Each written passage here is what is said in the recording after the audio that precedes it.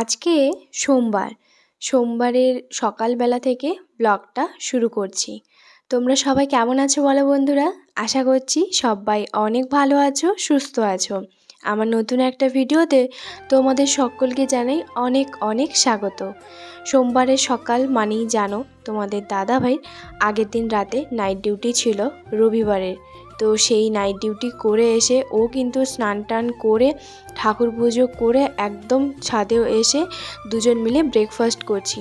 তবে আজকে সকালে আমি আর চান করিনি, যেহেতু আজকে সোমবার। জানোই তো আমি অনেক সময় সব কিছু কাজবাজ করে নিই, তারপর তোমার ওর জন্য রান্নাবান্না করি। আর না হলে ও যেহেতু সকালবেলা চলে এসেছে, আর কালকে রাতে আমার খুব একটা ভালো ঘুমও ধরেনি, কারণ ওর নাইট ডিউটি থাকা মানেই আমার ঘুম ধরবে না। এতটা পরিমাণে আমার ভয় লাগে যে তোমাদেরকে কি বলবো। যাই হোক, দুজন বসে তো এখানে খাচ্ছি। সকালবেলা মুড়ি আর পেঁয়াজ কলি আলু ভাজা এগুলো তোমার খাচ্ছি। তো সোমবারের সকালটা না আমরা মুড়িই খাই, আর মটরটাও শেষ হয়ে গেছে, না হলে ঘুগনি তোমার বানাতাম। যাই হোক, খাওয়া দাওয়া করার পর অনেকক্ষণ প্রায় বসেছিলাম, দুজনে একটু কথা বলছিলাম। তারপর ও গেছে ঘুমোতে, কারণ কালকে রাতে ওর প্রচণ্ড পরিমাণে কাজের চাপ ছিল, তো সেই জন্য ঘুমোতে পারেনি। যাই হোক, ও ঘুমোতে গেছে। আমি এর মাঝখানে অনেকটা সময় ফোন দেখেছি। আর তারপরে এই যে মনোহারির দোকান তোমার ডাক দিয়ে যাচ্ছিল, তো ভাবি আমাকে ডাকলো, আর আমিও তড়িঘড়ি করে নিচে এসেছি। আর এসেই জিনিসপত্র একটুখানি দূর থেকেই দেখছি। জানো তো, যেসব জিনিস আমি একদমই নিব না, তো সেগুলো আমি খুব একটা বেশি দেখিও না, এমনি দূর থেকে দেখছিলাম। আর ভাবি ওরাও তোমার দেখছিল কিছু নেবে বলে। তো ভাবি তোমার দেখছিল বেশি ওই যে কি বলে কানের যে স্টাফগুলো হয় না, সেগুলো মিঠির জন্য, ছোট ছোট স্টাফগুলো স্কুলে যাওয়ার জন্য পরবে। তার মধ্যে মিঠির এই যে হেয়ার ব্যান্ডটা তোমার পছন্দ হয়েছে। তো এই নতুন এটা নাকি বেরিয়েছে ও বলল, তো সেই জন্য ও দেখছিল। আর দাম জিনিসপত্র না প্রচুর। আমার একটা ইয়াররিং পছন্দ হয়েছিল, সেটার দাম বললো 180 টাকা। জিনিসটার তুলনার চেয়ে অনেকটা দাম বেশি বলে মনে হলো। যাই হোক, আমি মাত্র এখান থেকে মাথার ফুল নিয়েছি। ওই একসঙ্গে কালো কালারের ফুলগুলো হয় না গো, এই যে দেখো এইটা আমি নিয়েছি। এটা নিল 10 টাকা।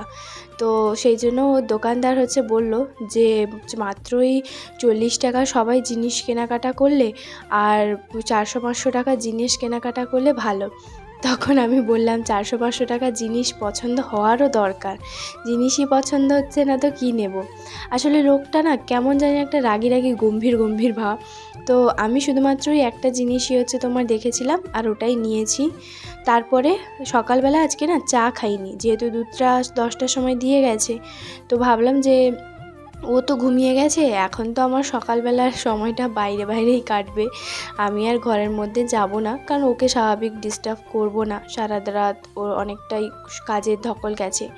যাই হোক, আমি এখন বাইরে বসে একটুখানি চা খাবো আর কিছু ভিডিও এডিটিংয়ের কাজ করব।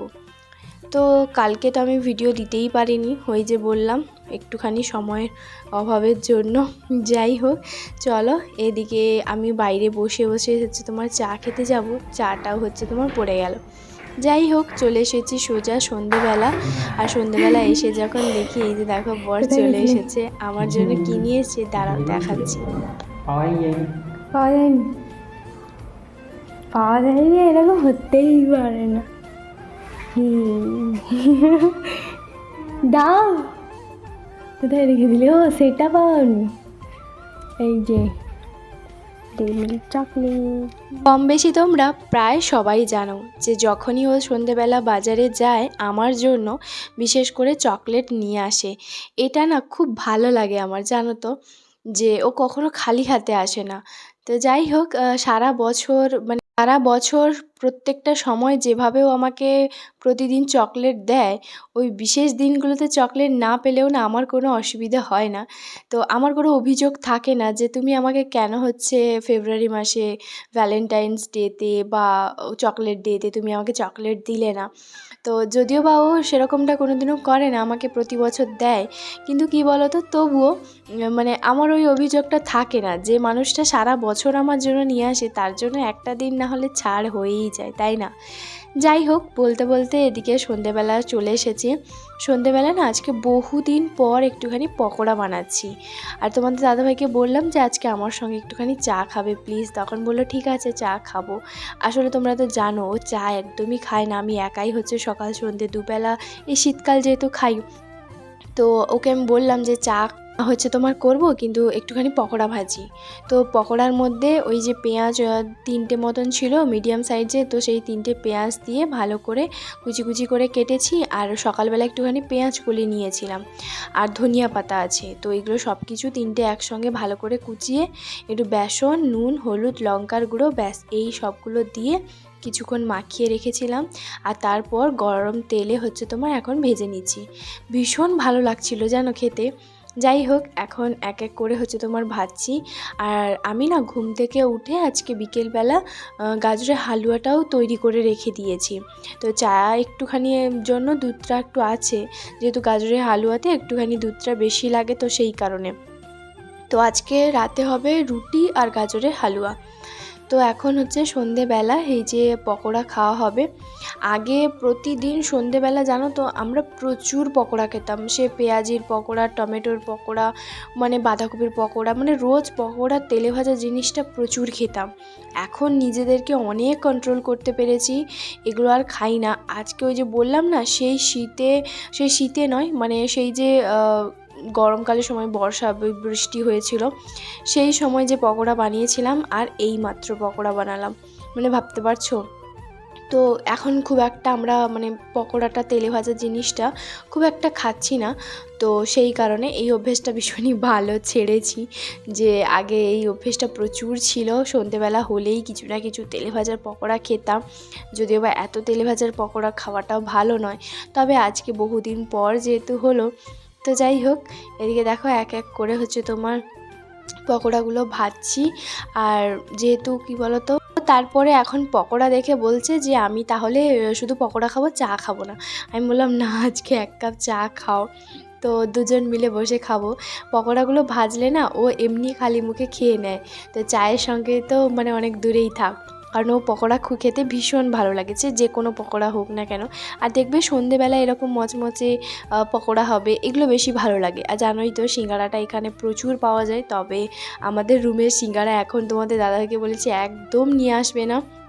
আর খুব যে ভালো এখানকার সিঙ্গাড়া যে টেস্ট, আমি তা বলবো না, অত আহামরি মানে ভালোও লাগে না, কেমন জানি না, একটা আলু হচ্ছে তোমার ম্যাশ করে হচ্ছে তোমার দিয়ে দেয়, ভেতরে থাকে, আর অত ভালো লাগে না। তবে লিট্টিটা ভালো লাগে, না হলে আর অত বেশি ভালো লাগে না।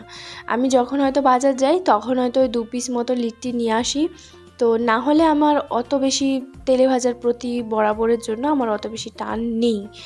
আর তো সেই কারণে হচ্ছে কি বলো তো, বাড়িতেই একটুখানি আজকে বানালাম। আগের ব্লগে না একজন হচ্ছে তোমার দিদিভাই আমাকে মানে কমেন্ট করেছিল যে ওই শান্তিনিকেতনের যে হাটটা ঠিক কবে বসে, যদিও বা আমি অ্যান্সারটা দিয়ে দিয়েছি, তবুও বলে দিচ্ছি যে তোমরা না এই হাটে গিয়েই হচ্ছে তোমার কিছু মানুষের মুখেই শুনেছি আগে নাকি সপ্তাহে 2 দিন বসতো, তবে সেটা এখন রোজই হচ্ছে তোমার বসে। ওরকম কোনো নির্দিষ্ট দিন নেই যে কোন দিন বসবে, তবে চেষ্টা করবে 1টা থেকে 2টোর পর যাওয়া। ভালোভাবে বার্গেনিং করতে পারো তাদের জন্য একদম সোনায় সোহাগা, মানে অনেক জিনিস তোমরা নিতে পারবে। তবে হ্যাঁ, এই বলবো না যে তোমাকে 350 টাকার জিনিস তোমাকে হচ্ছে 50 টাকায় দিয়ে দেবে, এটা তো কখনোই সম্ভব নয়, তাই না? কারণ ওনারাও হচ্ছে অনেক কষ্ট করে বাড়িতে এইসব বানান। তো মানে আমার মনে হয় যতটা ঠিক বার্গেনিং করা যায়, যদি কেউ বার্গেনিং করতে পারো অবশ্যই নিয়ে আসবে। তো সেই জন্য হচ্ছে তোমার একটু দেরি করেই যাওয়ার চেষ্টা করবে, 1টা 1:30 2টোর পর হচ্ছে তোমার যাওয়ার চেষ্টা করবে, তাহলে কিন্তু খুবই ভালো।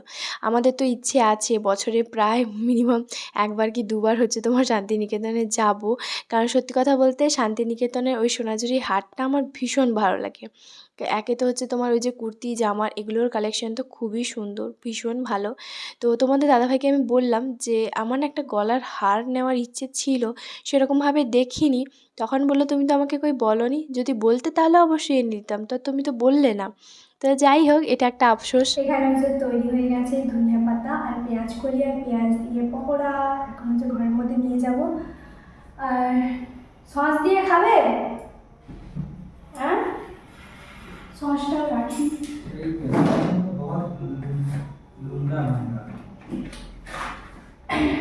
এখানে হচ্ছে সসটাও রাখি যদি খাই তো। তো চলো এখন হচ্ছে ঘরের মধ্যে নিয়ে যাই। আজকের সন্ধেটা আমি সত্যি ভীষণ খুশি, কারণ হচ্ছে কি বলো তো, আজকে সন্ধ্যের চাটা বরের সঙ্গে হচ্ছে তোমার খাবো।